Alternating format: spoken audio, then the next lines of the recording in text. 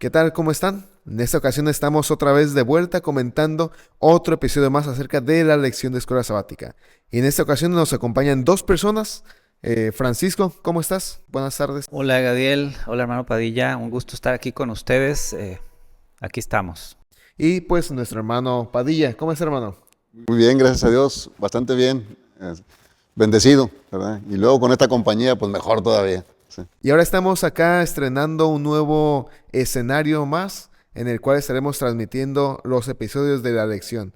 Y claro, recuerde sintonizarnos en algunos otros episodios para que pueda comprender lo que vamos a analizar el día de hoy. Y comenzamos con las reglas del conflicto. Este es un tema bastante interesante que a los ojos de John Peckham nos trae luz acerca del gran conflicto. Y me gustaría preguntar, ¿qué es lo que tienen ustedes o entienden sobre las reglas del gran conflicto? Bueno, en lo personal, a manera de introducción, yo pienso esta lección y algunas de las otras que hemos visto como una especie de bambalinas o de una obra de teatro donde existe una gran cortina en donde hay espectadores afuera preguntándose qué es lo que pasa adentro. Sin embargo, estos versículos y estas reflexiones que nos pone John Peckham es precisamente quitar ese velo, quitar esa cortina y ayudarnos a comprender los asuntos espirituales. Y dentro de esos asuntos espirituales nos encontramos con un conflicto cósmico. Muy bien, hermano Padilla, ¿qué opina usted sobre las reglas del gran conflicto? Bueno, igual que Francisco, se requiere ser creyente para creer que existe este gran conflicto. No, ¿verdad? Y digo que no, porque Hollywood se ha encargado, ¿verdad?, de hacer ver este gran conflicto de una batalla entre el bien y el mal y lo presenta de diferentes maneras, hasta lo lleva a un ambiente cósmico. Pero hablando de reglas de este gran conflicto, digo, esas reglas, ¿quién las establece? Es un pleito y es un pleito casado entre el bien y el mal. ¿Quién establece las reglas?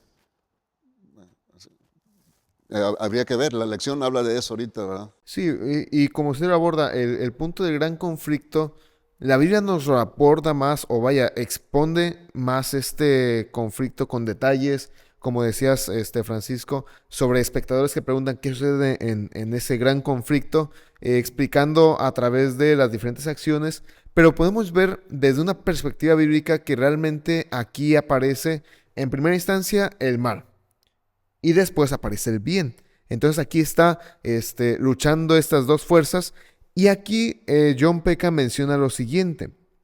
Bueno, aquí hace una cita y dice, en vez de ofrecer sacrificios a Dios, se los ofrecieron a los demonios, a dioses que nunca antes habían conocido. Hablando de Deuteronomio 32:17. Fíjate que este texto me resuena y me parece bien fuerte porque se refiere a que todas las referencias que hace la Biblia para hablar de idolatría, todas esas referencias nosotros tendríamos que entender que cuando se hace referencia a momentos idolátricos, detrás en realidad no era un mono de piedra, no era un mono de madera, no era...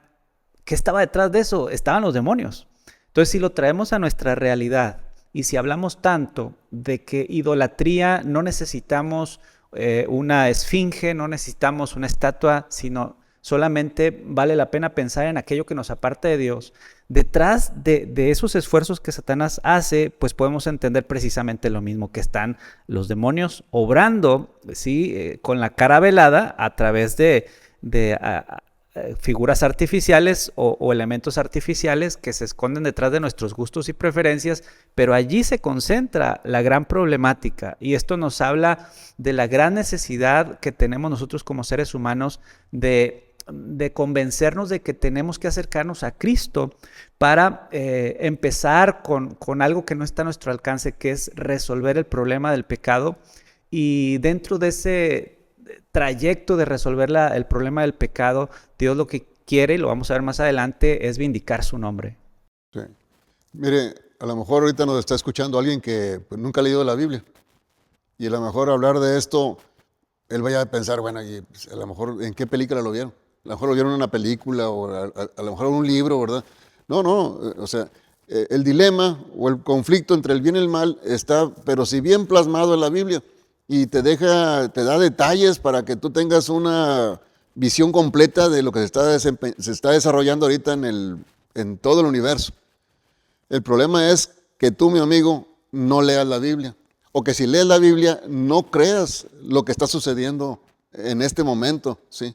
Entre nosotros, que sigue siendo ese conflicto de decidir por el bien o decidir por lo malo, ¿sí? Y si tú eres de esas personas que nada más estás a lo que has escuchado a través de las películas o cuentos o relatos, pues vas a estar un poquito engañado, ¿verdad? Porque a final de cuentas a veces ponen al enemigo de Dios o al mal de una manera muy honorable y no es así. El diablo no tiene reglas, ¿sí? Y ahorita es lo que vamos a ver. ¿Quién pone las reglas? Esas las establece nada más nuestro Señor Dios. Ahora, con base a esto, vemos un poquito más detalladamente el gran conflicto en algunos episodios de la Biblia. Y me gustaría ir a uno en específico, Daniel 10, un texto bastante interesante. Y aquí Daniel lo presenta el texto, se presenta a sí mismo y dice en Daniel 10:2, en aquellos días yo, Daniel, estuve afligido por espacio de 3 semanas. Ahora, esto es interesante, porque cuando va usted más adelante, encuentra que Daniel está escribiendo este libro en el mes primero. Y esto sucede algo interesante porque dice que él estuvo ayunando durante 3 semanas. Eso nos da que durante los primeros 21 días de ese primer mes estuvo Daniel como tal orando a Dios, pidiendo dirección divina. ¿Por qué? Porque el gran conflicto se deriva en la parte de las decisiones que tomaba Ciro. Y vemos que más adelante dice el ángel Gabriel, le dice en el versículo 12, entonces me dijo él, Daniel, no temas, porque desde el primer día que dispusiste tu corazón a entender y a humillarte en la presencia de tu Dios, fueron oídas tus palabras y a causa de tus palabras yo he venido. Prácticamente aquí introduce el autor de la Biblia, el autor de Daniel, introduce un término que es muy, muy común entre nosotros y que lamentablemente lo hemos, hecho muy liviano, el término de la oración. La oración juega un papel primordial en las reglas y en el gran conflicto, porque aquí dice, por causa de tus palabras, o sea, porque Daniel estaba orando a Dios, Dios manda un ángel, el ángel Gabriel. Pero aquí viene la parte del conflicto cósmico, dice el 13, mas el príncipe del reino de Persia, que aquí se puede deducir que es Satanás, con algunos comentarios que se han hecho sobre esto, dice, se me opuso durante 21 días. Y aquí aborda otro punto, y a veces nosotros entendemos, nos confiamos demasiado y decimos, bueno, Señor, oro a ti en la mañana rapidito, me escucho el devocional por la radio, por el estéreo, cuando voy al trabajo, y hasta ahí quedó todo. Pero aquí el ángel Gabriel, un ángel sumamente poderoso, vemos que él no puede contra Satanás.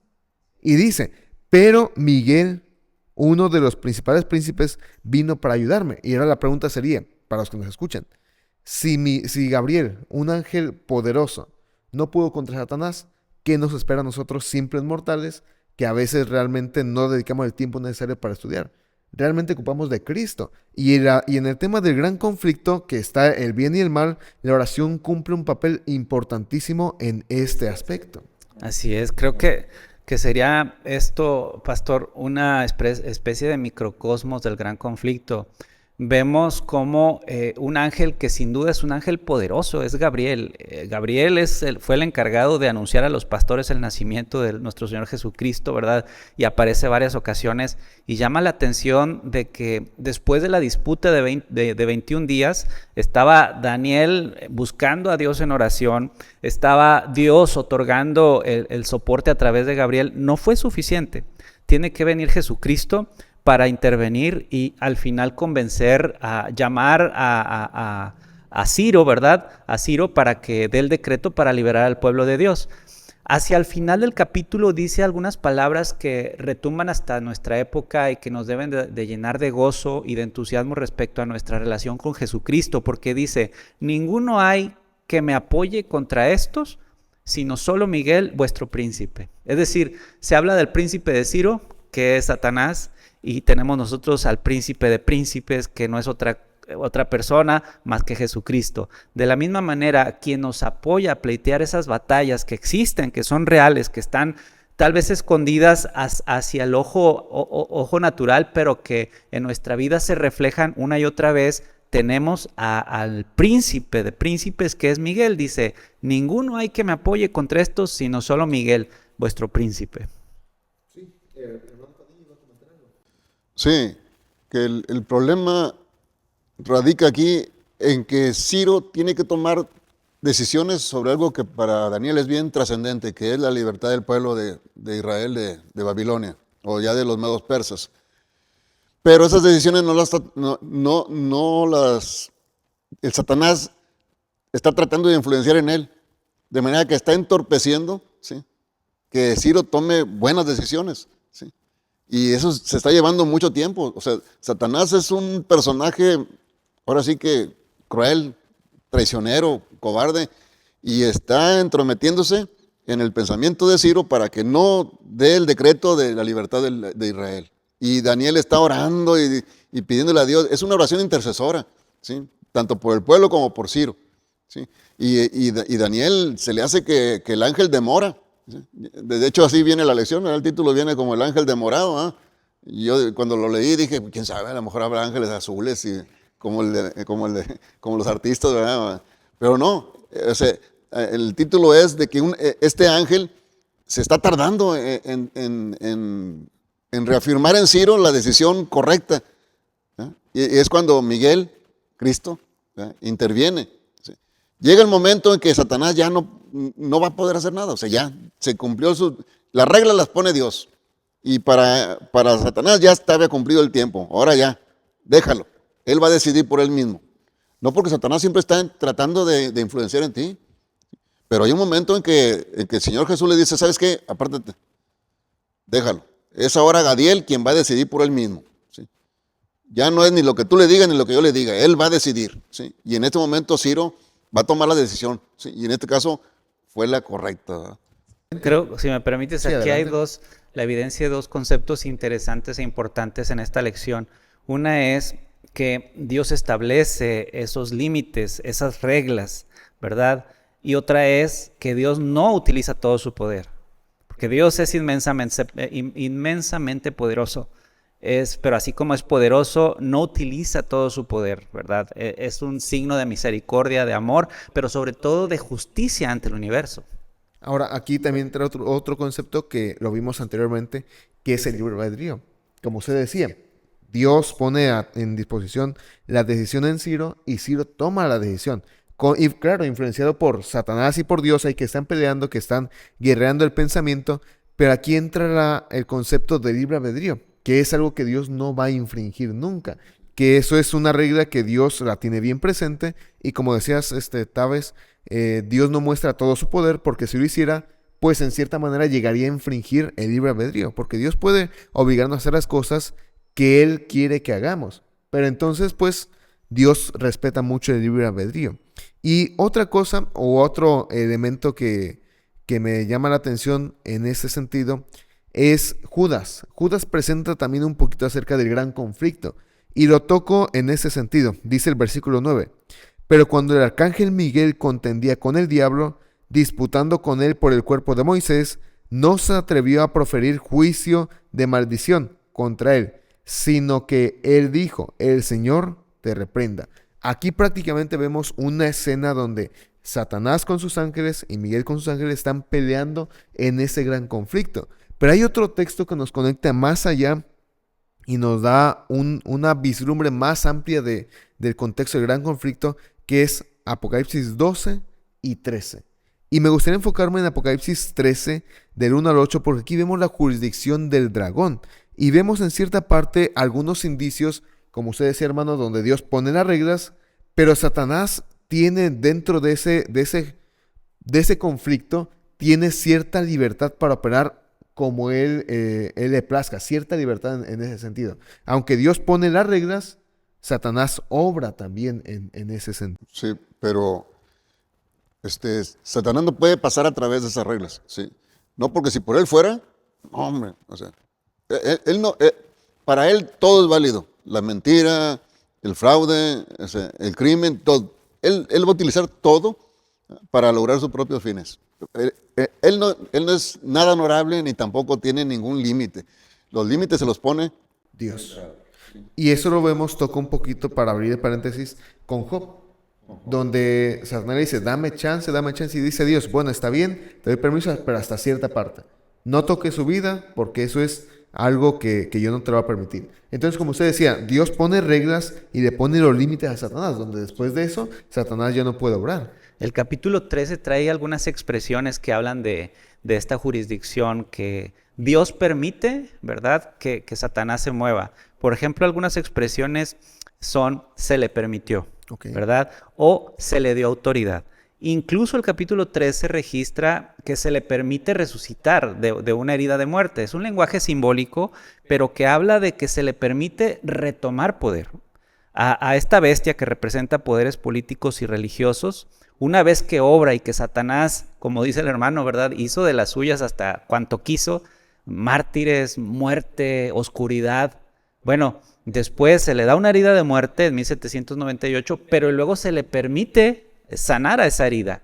Eso está en el futuro. Sin embargo, el énfasis no es tanto hablar del periodo profético, sino es hablar de la jurisdicción de Satanás y cómo opera también en contra de la humanidad, pero siempre Dios teniendo el control.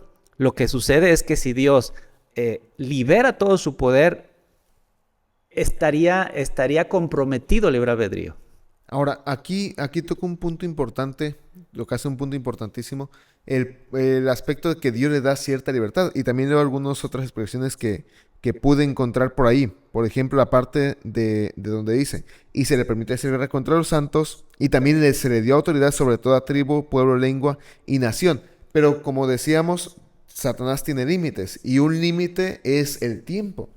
Porque dice más adelante, y la adoraron todos los moradores de la tierra cuyos nombres no estaban escritos en el libro de la vida del Cordero que fue inmolado desde el principio del mundo.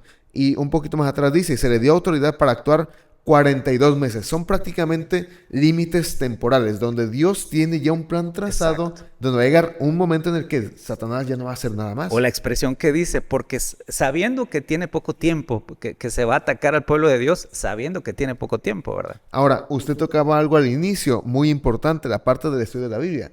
Y leo una cita de Elena White que dice lo siguiente, corremos constantemente el peligro de creer que nos bastamos a nosotros mismos, de confiar en nuestra propia sabiduría y no hacer de Dios nuestra fortaleza. Nada perturba tanto a Satanás como nuestro conocimiento de sus designios. Si sentimos nuestro peligro, sentiremos nuestra necesidad de orar, como la sintió Nehemías, y como él obtendremos esa sólida defensa que nos dará seguridad en el peligro. El conocer los planes de Satanás, y no digo que vamos a analizar la vida de Satanás, no, sino que vamos a analizar la Biblia, y en la Biblia están los planes de Satanás. Vamos a tener la necesidad de orar fervientemente cuando tengamos una escena de peligro. Por eso es importantísimo la oración, porque la oración abre muchas puertas y muchas llaves. Fíjate, y no es conocer los planes de Lucifer. Nuestro interés primordial es conocer los planes de Dios. Porque ya cualquier cosa que no sea de Dios, te vas a dar cuenta de que no viene de parte de él. Job. A Job lo estuvieron atiborrando sus amigos todo el tiempo. Arrepiéntete y que por qué lo hiciste, que tú que eres santo y que te crees muy justo. Pero llegó un tiempo para ellos en que entonces ya basta, ya hicieron su parte, la parte que le correspondía al diablo la estaban haciendo ellos, ¿verdad? Entonces Dios les pone un alto ya, ahora sigue él. ¿Sí? Y Job, vemos que tenía conocimiento de Dios y se mantiene fiel, aunque lleno de angustias y de incertidumbre, pero se mantiene fiel a creer que Dios está por encima de todo y que lo ama, ¿sí? Pero hay un tiempo, como decía ahorita Francisco, Dios ya los amigos de Job ya hablaron, suficiente, ¿sí? Satanás no te puede tapar los ojos todo el tiempo, ¿sí? Te podrá engañar, sí, al comienzo, pero dice la palabra de Dios que nadie va a ser tentado más de lo que puedan resistir, ¿sí? Por eso es importante que vayamos a la Biblia, porque cuando tú lees la Biblia te encuentras con un Dios maravilloso, que está por encima de todas las situaciones y que Él establece las reglas. Y Lucifer, como nosotros, tenemos que sujetarnos a ellas, nada más que Lucifer ahora sí que es un bandido, ¿verdad? Y entonces, conocer a Dios te va a reafirmar tu fe como para darle la espalda al enemigo de Dios, ¿sí? Sí, fíjate, si el grave problema Uno de los graves problemas cósmicos es que existe un acusador que se revela contra el gobierno de Dios y que nos quiere convencer de que Dios es injusto, y está ocupándose de que nosotros caigamos en tentación, está procurando la caída de los seres humanos. Nosotros tendríamos que entender que nuestra única salvaguarda es el único que le puede hacer oposición. Ya lo vimos en el capítulo 10 de Daniel, ¿verdad? Daniel no podía solo. De hecho, hay algunos versículos que hablan de que él ya no podía, no entendía lo que veía, pero viene el ángel y le dice: eres bien amado, levántate, y lo fortalecía Gabriel. Y cuando Gabriel no pudo, vino nuestro Señor Jesucristo. En ese sentido, nosotros deberíamos de arroparnos también de la figura de Jesucristo, pero esto no es una expresión vana ni espuria. Quiero decir claramente que la única manera de estar cerca de Jesucristo es conociéndole. No puedo decir que le conozco si solamente declaro su nombre. Yo lo declaro, yo lo decreto. Eso no es conocer a Jesucristo. Conocer a Jesucristo es entender su carácter, cómo se revela su amor, y eso solamente lo podemos entender a través de su palabra. Sí, en la escuela decía, hay que quemarse las pestañas, o sea, hay que estudiar, hay que pasarte horas leyendo, o sea, estúdiele, sí, porque venían los exámenes y nada más quemándote las pestañas tú vas a poder responder bien el examen.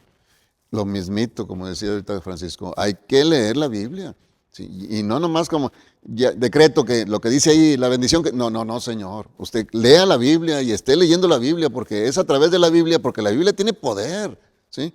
Y a través de ella es que vamos a recibir esa fe como para enfrentar el desafío de mantenernos fieles a Dios. No de poder contra el diablo, porque contra el diablo no vamos a poder, nadie puede contra él. ¿Quién puede? Cristo. Y es al que vamos. Si Cristo con nosotros, ¿quién contra nosotros? Pero para que Cristo esté en ti, pues tienes que estar alimentándote del maná de vida, del pan vivo, ¿sí? Entonces, sí es bien importante, porque dice, Satanás engañó a Eva, ¿sí? Pues Eva estaba recién hechecita, ¿verdad? Satanás aprovechó de ella, pero no debe ser también nuestro caso. Nosotros tenemos la oportunidad de leer la Biblia, pues leamos. Ahí dice que le robó la gobernatura a Adán. Es que Lucifer es tramposo, ¿sí? No pienses que Lucifer le va a decir, mira, es cierto, lo que Dios te ha dicho es muy cierto, mira, no, vas a morir. No le dijo eso, al contrario le dijo, no, hombre, Dios te está mintiendo, no vas a morir. Fíjate nada más de que la manera de actuar es, él no es honorable, ni nunca va a ser honorable, no tiene pariente ni tiene amigos, o sea, así que no te puedes fiar de él, ¿sí? Hay un libro bastante interesante que explaya más este punto. Se llama El conflicto de los siglos. Un libro bastante recomendable. Se lo recomiendo para que lo puedan leer con estos textos, esta lección que estamos abordando. Y vemos, como usted decía, Satanás no tiene parientes, ni hermanos, ni amigos. Y ahí ese libro devela un poquito más acerca de qué es lo que pasa después de la cortina que no vemos, que no alcanzamos a ver. Y ahí vemos que Ellen White escribe cómo es que los ángeles se llevan entre ellos, los ángeles malignos, no hay respeto, o sea, todos quieren como tal ser mejores que otros, porque ese es el ambiente demoníaco que presenta Satanás. Sin embargo, el libro de Job es un libro sapiensal, bastante importante, bastante interesante, pero que también devela un poquito más este sentido del gran conflicto. Y aquí vemos a un hombre fiel a Dios que le es quitado por causas naturales, según sus amigos, la parte de sus hijos, su ganado, su hacienda, todo eso, su esposa se va. Y los amigos dicen, bueno, pero ¿qué hiciste tú? ¿Por qué Dios se está enojando contigo? Al parecer, para los amigos de Job, Dios era el que hacía toda esa parte. Te portas mal, Dios te castiga. Haces bien, Dios te bendice. Pero vemos que dentro de eso está ocurriendo en el cielo el gran conflicto o el conflicto cósmico, donde Satanás está diciendo, a ver, es que ese hombre no te va a servir por amor, él te sirve porque lo bendices. Es que él te va a seguir sirviendo porque le cuidas, porque pones un cercado a su casa para que su casa sea fructífera. Sin embargo, esto nos lleva a pensar que a veces como seres humanos vemos solamente de que Dios es el único responsable tanto del bien como del mal. Y no vemos la otra parte del gran conflicto. Que igual Job nunca entendió esto, o a menos es lo que presenta el libro de Job, nunca entendió cuál era la otra parte que estaba ocurriendo en el cielo. Él solamente veía lo que estaba pasando acá en la tierra Y él decía, Señor, pero pues, ¿qué hice yo para merecer esa parte? ¿Qué pecado hice yo? Si he ofrecido sacrificios, ¿qué hice yo? Y a veces el ser humano se pregunta eso. Y dice, Señor, pero si yo te sirvo diariamente, ¿por qué me pasa esto a mí? Pero no vemos el otro lado del conflicto cósmico donde Satanás actúa para con los seres humanos. Pero fíjate, si te fijas cómo termina la historia, una vez que recorre toda esa experiencia, Job, complicada, pero que nunca perdió su fe en Dios y empezó de a poco a abrir más los ojos espirituales hasta que viene esta declaración: de oídas te había oído y ahora mis ojos te ven, ¿verdad? Job aprendió a ver a través de los ojos espirituales, y no sé por qué me hace conectarlo con Hebreos capítulo 11, donde dice que Moisés se mantuvo como viendo al invisible, ¿verdad? ¿Y por qué se mantuvo como viendo al invisible? Pues porque aprendió a abrir los ojos espirituales, porque prefirió el vituperio de Cristo, ¿verdad? El desierto, lo complicado del desierto, a las comodidades de Egipto.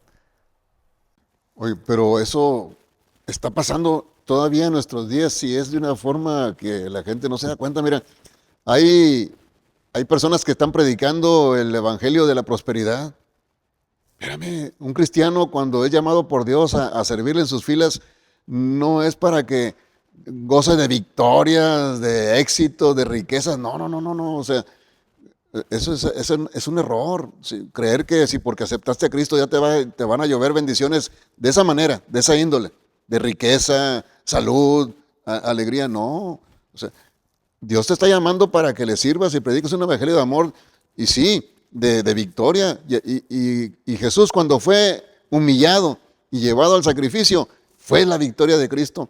Para un cristiano, dijo el Señor Jesucristo, mira, si en la rama verde o en el tronco verde hacen esto, ¿qué no harán en la rama seca? Nosotros somos la rama seca. Pero ¿qué pasa?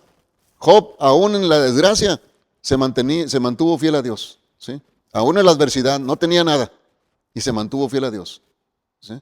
Entonces, puede ser, mis hermanos, hermano que nos está escuchando, a lo mejor tú estás pasando por un momento difícil, de angustia, es más, de escasez, ¿verdad? Confía en Dios. Dios te va a ayudar, ¿verdad? En la medida, ¿verdad?, que Él sabe que te es necesario.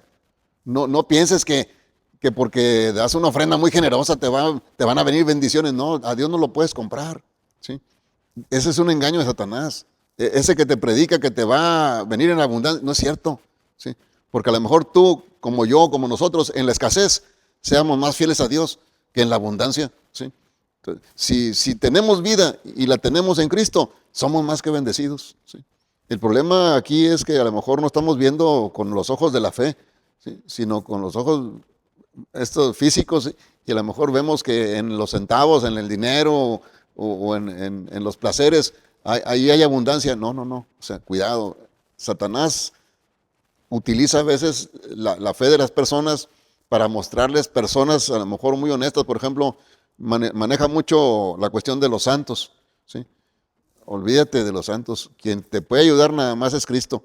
Y si vas a decidir seguir a Cristo, Jesús dijo, quien quiera venir en pos de mí, niéguese a sí mismo, tome su cruz y sígame. A lo mejor la vida no vaya a ser tan llena de gozo, de entusiasmo, de salud. Pero si tú estás en Cristo, aún estés enfermo, tengas escasez o estés batallando, te aseguro que tú eres bienaventurado. Y no porque lo diga yo, porque lo dice la palabra de Dios, ¿sí? Ahora, usted comentaba algo importante, que el aceptar a Cristo no siempre es sinónimo de éxito material. Y voy a abordar este punto, éxito material y éxito espiritual. Muchas veces tenemos éxito espiritual, pero no éxito material. Y el que debemos buscar es el éxito espiritual. Ahora, ¿por qué no tenemos todas las veces el éxito material si Dios es el Dios del oro y la plata? Es el dueño de todo el dinero. Fácilmente. Porque vivimos en un reino donde también domina el mal.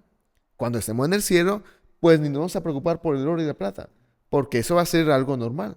Vamos a tener salud, vida eterna, fuerza, inteligencia, vamos a tener cualquier cosa que nosotros queramos, siempre y cuando sea buena en los ojos de Dios, vamos a tener en el cielo. Vamos a poder viajar, conocer, aprender muchas cosas. Sin embargo, mientras estemos de este lado de la eternidad, aquí en esta tierra, vamos a tener aflicción, pero también vamos a tener felicidad. Y Jesús dice, mi paz os dejo, mi paz os doy.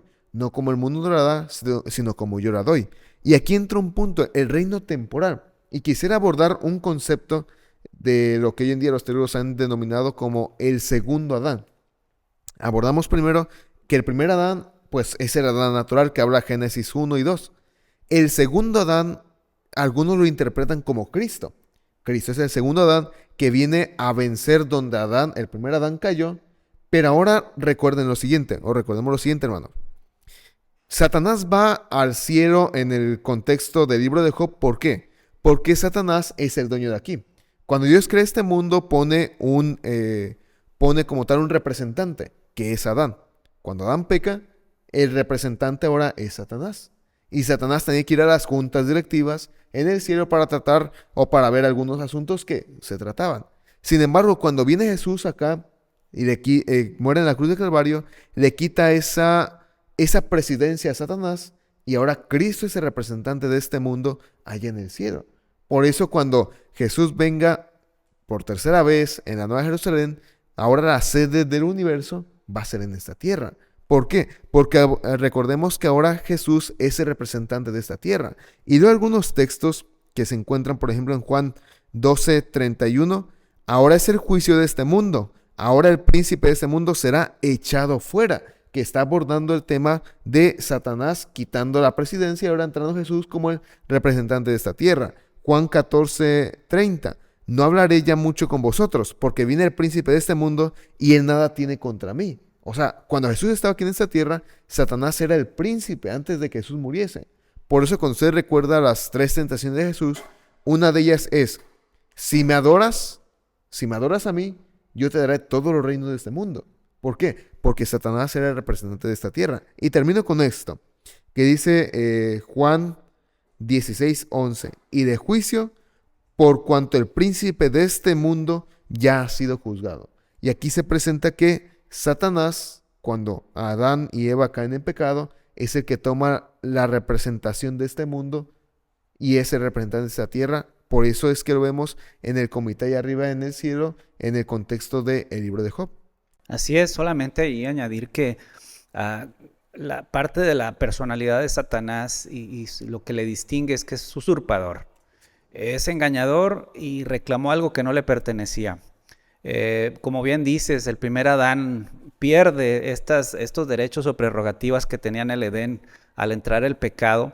Satanás se apropia de esas prerrogativas y reclama al mundo como suyo. Vemos su desfachatez en el monte de la tentación cuando le dice, todo esto te daré. Imagínate Satanás, un ser creado, diciéndole al creador que había creado todas las cosas, todo esto te daré. Imagínate el nivel de desfachatez o de cinismo, ¿no? Esto representa una de las características que distinguen a Satanás. Sin embargo, ¿en qué debemos de pensar? Nosotros tenemos que pensar en la gloria venidera. Y la gloria venidera es el resultado de la victoria que Jesucristo ya ganó en la cruz.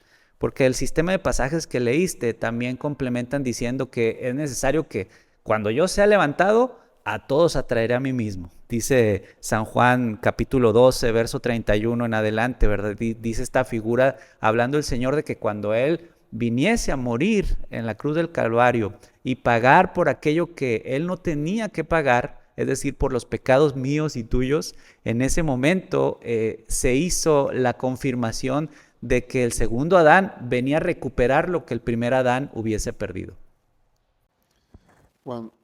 Cuando Adán pierde la credencial que le da el permiso para entrar a los concilios celestiales, o sea, pierde su estafeta de gobernador, o sea, se la roba Lucifer, vaya, engañándolo, ¿verdad? Bueno, no engañándolo, a quien engañó fue a Eva.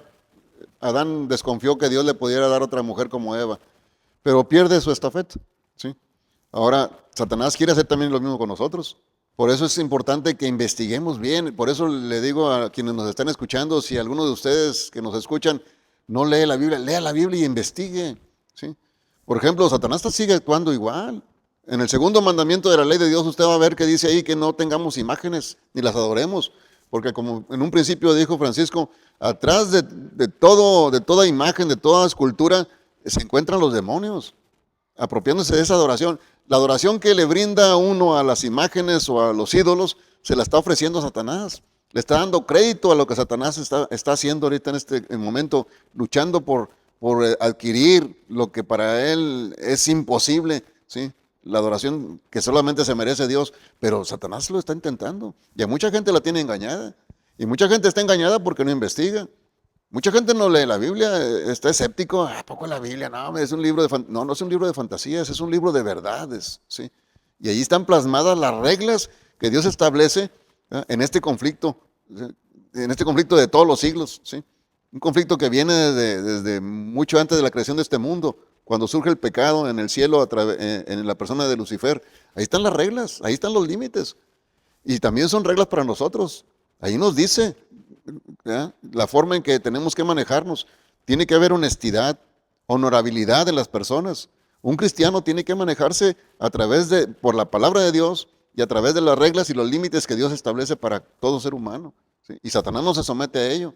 Por eso debiéramos de investigar. Algo hay que nos debe de interesar como seres humanos con respecto a este conflicto y debíamos de investigarlo. Amigo, yo te invito, lee la Biblia, pero léela con interés de conocer, a ver cómo está este detalle y dónde estoy yo involucrado, ¿sí?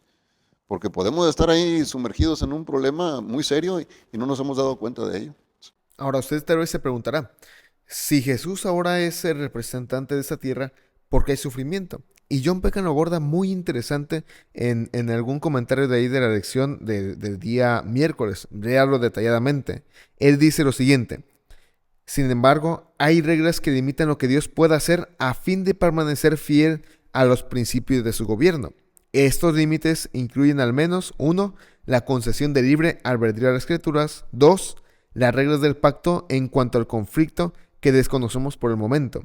Tales impedimentos y limitaciones a la acción divina tienen implicaciones significativas para la capacidad moral de Dios de reducir y o eliminar inmediatamente el mal en este mundo. Así, vemos que el mal y el sufrimiento continúan, lo que de hecho puede hacer que muchas personas cuestionen la existencia de Dios o su bondad.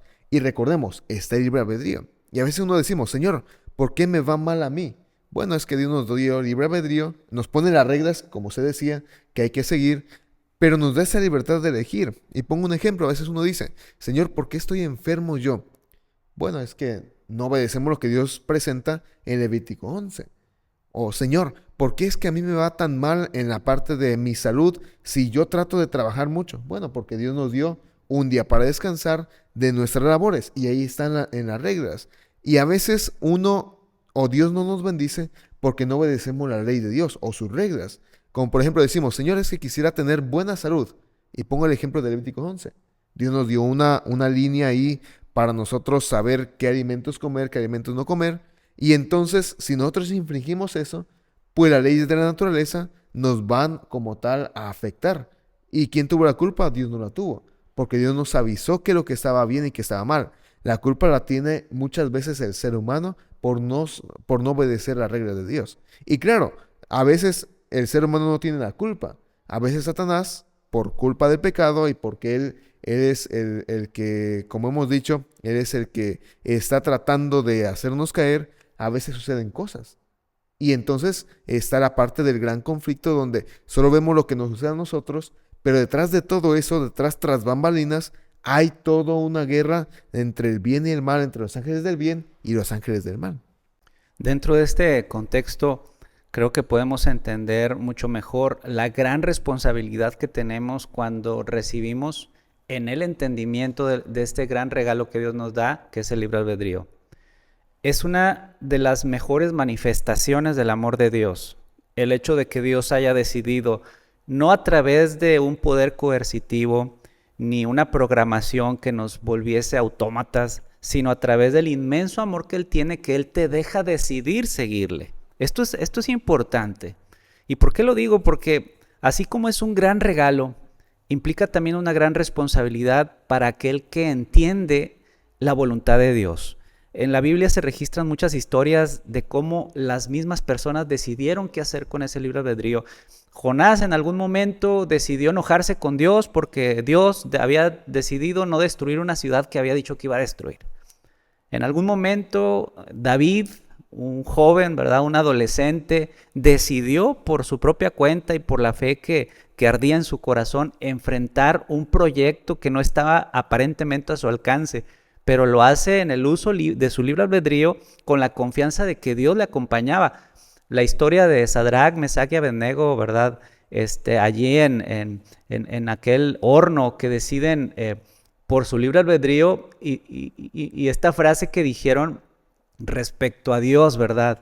Y si aún no nos librase, nosotros no te vamos a dar adoración a ti, le decían al rey de ese entonces. Esa convicción y ese nivel de fe que te demuestran que es posible utilizar con responsabilidad, con fortaleza, con decisión el libre albedrío que Dios ha puesto en tus manos, pues nos dicen a nosotros también que estamos en la posibilidad de hacer las cosas que Dios dice, su voluntad, y obrar en consecuencia, sabiendo que estamos en una disputa en terrenos espirituales, ¿verdad? Y que no tenemos lucha contra carne ni sangre, ¿verdad? Sino contra principados y potestades y príncipes de las tinieblas, pero gracias a Dios que es tan grande y su misericordia abunda, que Él prometió librarnos de toda dificultad, ¿verdad? Así como lo hizo con Daniel, así como lo hizo con Ciro en su momento. Pues estamos en una batalla y hermano, no se engañe, los soldados que están al frente están batallando, a veces les faltan municiones, otras veces no tienen comida, hacen del baño ahí en las mismas trincheras, y aquellos que están allá en la retaguardia y que dicen, no, pues no pasa nada, esos que están bien cómodos, cuidado, ¿verdad? Cuidado, estamos en una batalla, ¿sí? Y quienes están sufriendo, a lo mejor sean los más bendecidos porque están sufriendo por hacer la labor de salvación, ¿sí? de lucha, ¿sí? Para esas gentes, yo creo que les queda bien claro la obligación que tenemos de servirle al Señor nuestro Dios, ¿sí?